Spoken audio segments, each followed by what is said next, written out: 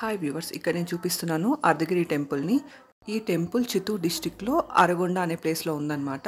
త్రేతాయుగంలో హనుమంతుడు సంజీవని పర్వతాన్ని తీసుకెళ్లేటప్పుడు హాఫ్ మౌంటైన్ అంటే సగం పర్వతం విరిగి పడిపోతుంది కదా, అది ఈ ప్లేస్లోనే పడిపోయింది. అందుకనే దీన్ని అర్ధగిరి అంటారు. ఈ ప్లేస్లో మంకీస్ అయితే చాలా ఎక్కువ ఉంటాయి. ఈ సంజీవని పర్వతంలో సంజీవని అంటే మెడిసినల్ ప్లాంట్స్ కదా, ఆ మొక్కలన్నీ ఈ మౌంటైన్లో ఉంటాయి. అలా మెడిసినల్ ప్రాపర్టీస్ ఉన్న ఈ మౌంటైన్ నుంచి వచ్చే వాటర్ని పుష్కరిణి తీర్థం అంటారు. ఈ పుష్కరిణి తీర్థం సేవిస్తే మనుషులపై ఉన్న నెగటివ్ ఎనర్జీస్ ఎఫెక్ట్ తగ్గుతుంది. ఇంకా మెడిసినల్ ప్రాపర్టీస్ కూడా ఇందులో ఉంటాయి కాబట్టి డిఫరెంట్ డిసీజెస్ నుంచి కూడా ప్రొటెక్ట్ చేస్తుంది. ఇక్కడ తీర్థం అయితే చాలా ఫేమస్. ఈ తీర్థాన్ని అయితే ఇంటికి కూడా తీసుకెళ్ళచ్చు, ఇంకా ఇలా సేవిస్తారనమాట. ఇక్కడున్న శ్రీ ఆంజనేయ స్వామి అయితే నెగటివ్ ఎనర్జీస్ ఎఫెక్ట్ నుంచి కాపాడతారు, ప్రొటెక్ట్ చేస్తారనమాట. ఇంకా ఇక్కడ ఇలా శ్రీకృష్ణుడు కూడా ఉంటారనమాట. ఇంకా ఇక్కడే శివాలయం కూడా ఉంది. ఈ శివాలయంలో మహాశివుడు కొలువై ఉన్నారు. ఈ టెంపుల్ అయితే చాలా బాగుంటుంది. అర్ధగిరి టెంపుల్ చాలా ఫేమస్ చిత్తూరు డిస్టిక్లో. కాణిపాకం వచ్చిన టూరిస్ట్ అందరూ ఈ అర్ధగిరి స్వామి టెంపుల్ని దర్శించుకునే వెళ్తారనమాట. అర్ధగిరి టెంపుల్ కూడా చాలా ఫేమస్ చిత్తూరు డిస్టిక్లో. ఇంకా ఇక్కడ ప్లెంటీ ఆఫ్ మంకీస్ ఉంటాయన్నమాట.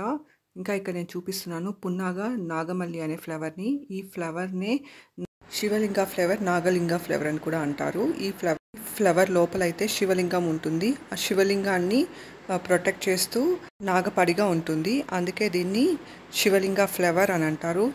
నాగలింగ ఫ్లవర్ అని కూడా అంటారనమాట.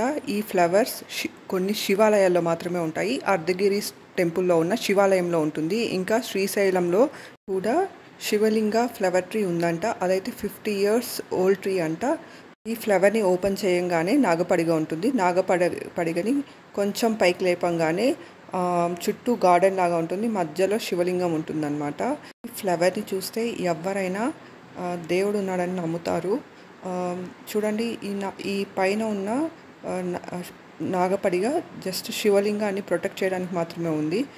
అలా లేపినప్పుడు శివలింగం కనిపిస్తుంది, అలా వదలంగానే శివలింగాన్ని క్లోజ్ చేసేస్తుంది అనమాట. జస్ట్ శివలింగాన్ని కవర్ చేయడానికి, ప్రొటెక్ట్ చేయడానికి మాత్రమే ఉంది.